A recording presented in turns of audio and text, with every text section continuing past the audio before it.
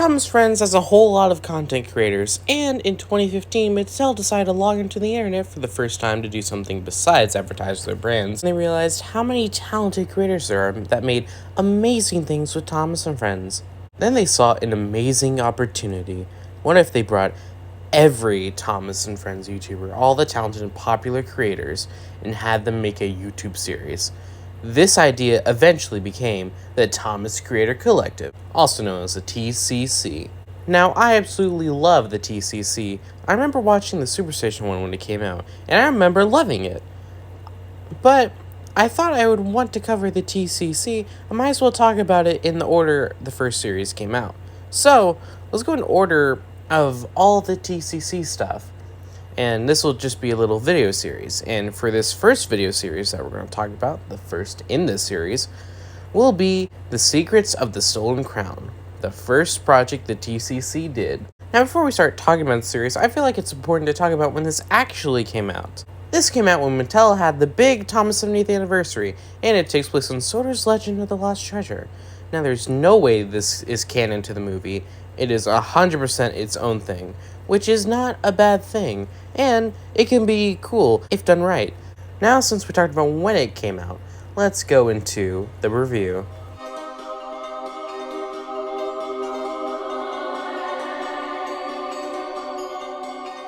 The first episode, The Hidden Treasure, has the engines gathered for the opening of the Sodor Maritime Museum's Lost Tresure exhibition. Percy talks about his concerns with Skiff because he thinks that Skiff helped Sailor-chan steal treasure. Thomas tells Percy that he was forced into it, but Percy is still not too sure if Skiff can be trusted. Then we get to see Diesel 10, and whenever Diesel 10 is on screen, we all know he's going to be the main bad guy. It is not a competition. We are told that Marion has found the treasure for the museum, the same treasure she dumped on Thomas's head when she was in Sodor's Legend of Lost Treasure. She noticed a riddle scratched onto it, and this guy believes that the riddle could lead to them finding more treasure. Then Solte talks about how Captain Gallus stole a treasure from England and hid it on Sodor. While this guy, to be honest, I forgot his name, tells everyone the riddle, and after he finishes, Diesel 10 slowly creeps away. Thomas notices that Diesel 10 creeped away. Then, this guy tells the engines that maybe they can help find the treasure after they're done with their jobs. So they go to check on Diesel 10. Diesel 10 tells the other Diesels that if they find the crown, they can sell it on eBay for a lot of money. And if they find the crown first, it will prove somehow that diesels are better than steam engines. I don't know how that's going to brag about that. I mean, especially when you're bragging about stealing something and not giving it to a museum, that doesn't really make much sense now, does it? Thomas and Percy overhear this whole conversation and decide they need to get a head start on finding the crown before Diesel does. But Percy accidentally ran into the oil tankers. What, did you just press the wrong button? How did this happen? Well, I guess this is here just to help move the plot for whatever stupid reason. So after this, Ari and Bert are sent to look for Thomas and Percy. And then the episode ends. That's a weird ending. Yeah, it just feels like the episode's just getting started and now it ends.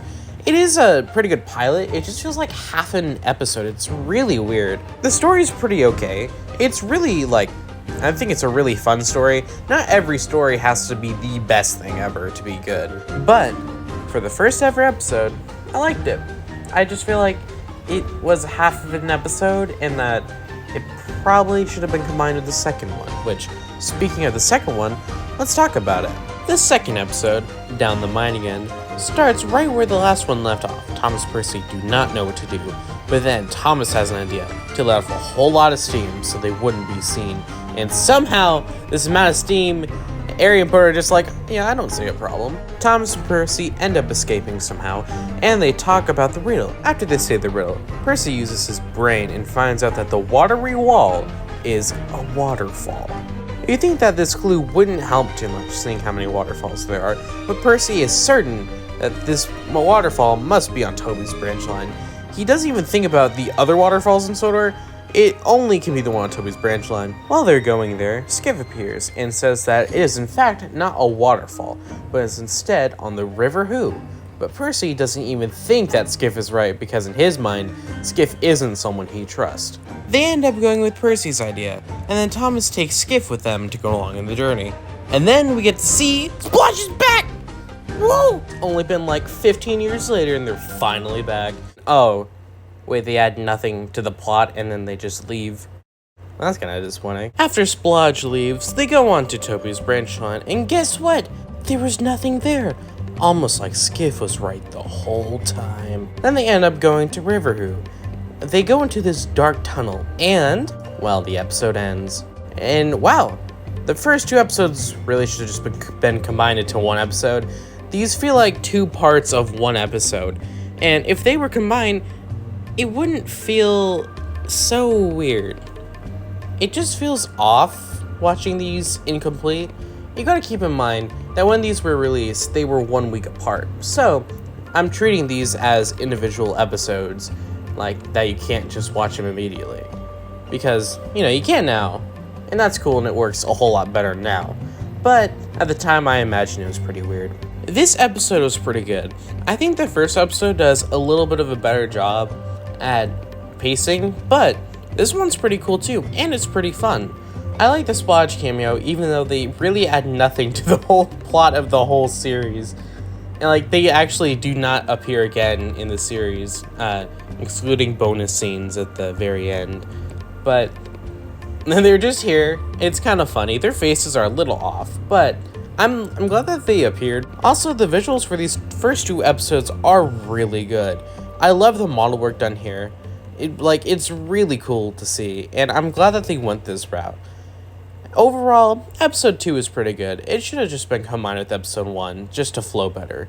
And if it was, this would be a really strong start to the first ever Tom's Creator Collective series.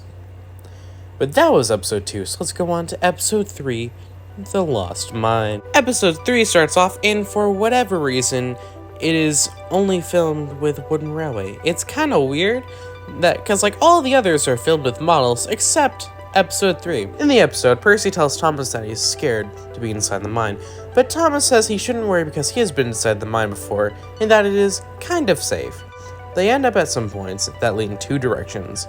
Skiff thinks that the right path is the way to go. He hears water from the right, but Percy, being the rebel, thinks it's coming from the left. Thomas, being the tiebreaker, says that they will go whatever way the points are set, and it happens to be Skiff's way. Then, Skiff starts singing Monsters Everywhere out of nowhere, which is pretty random, but it's kind of funny. Maybe it was a requirement to have a song sung by one of the characters, I'm not really sure. I'm starting to see why this was filmed with one railway. And I gotta say, this looks amazing. They would end up going through the waterfall, and Thomas wonders which rocks they're going to shift. Meanwhile, I'm wondering how they're going to shift the rocks. A weird noise is heard, and it turns out Diesel 10, somehow he beats them to it, and with the power of the Force, Diesel 10 ends up shifting the rocks. Then Pinchy and Diesel 10 end up stealing the crown, and Thomas and Co. start chasing him. And then Diesel 10 uses his horn, and somehow the rocks start falling, and Percy attempts to pull off a Tom Cruise level stunt, but Percy ends up failing miserably. Percy ends up apologizing to Skiff because every time Skiff told him to do something, it ended up benefiting no one. And he admits that he was only mean to Skiff because he thought that he was going to steal the treasure. Skiff says that that's understandable because he was friends with Sailor John. Skiff ends up accepting Percy's apology, just because he's that nice of a guy. I think it's about time Thomas tells Percy he told him so. Skiff and Percy tell Thomas to go after Diesel 10. Skiff's gonna stay behind to look after Percy and keep him company so he's not alone. So Thomas goes to chase after Diesel 10. And that's how the episode ends. Wow, this is the best one yet! The visuals are amazing, and it makes sense why they use wooden railway. They couldn't pull this off with their props. This time didn't feel like one half of an episode. It feels like an actual complete episode.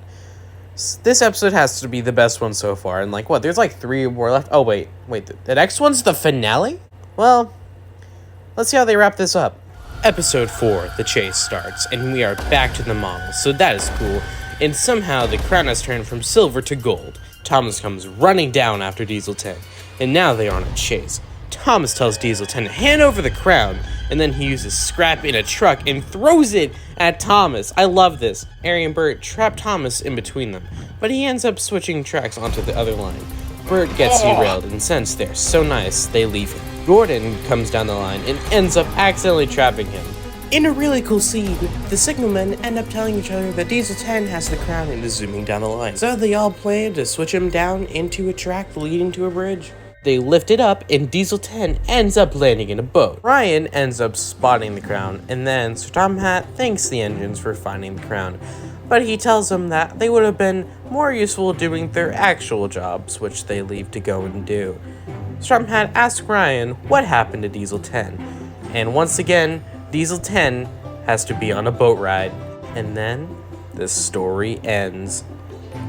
And that is the end of the series. Except wait! In the compilation of all the episodes, there are now new bonus scenes at the end. So, let's look at those. Hello, this is Editor Ganon here, and basically this was supposed to go on for another 7 minutes, but I decided to cut it because it was really boring to watch. So basically, these scenes give us characters that we would never see again, like Arthur, Class 40, Elizabeth, Oko, and Splatter Dodge, of course. They're really cool, and I recommend watching the compilation on YouTube, but they really mess with the flow of the ending. But that's how I feel about the ending with these bonus scenes. Stick around for the outro because I have one more thing I want to talk about. That was the Thomas Creator Collective. Thomas Creator Collective is such an awesome idea, and for the first series, this was pretty good. The Secrets of the Stolen Crown is a really neat show. While it could have been a whole lot better, and it isn't the best Thomas Friends story ever, it was still really fun to see, and the series was really fun to watch. Great job to everyone who worked on this. I know there's a whole lot of Thomas fans that worked on this, and I would like to mention all of them, but I'll let you go watch this and look at the credits for yourself. Just go check out everyone there. I'm glad this was not a one-off series, because if it was, it would have been cool, and it would definitely have been really unique, but it wouldn't have become as cool as it did with the later series that they did down the line.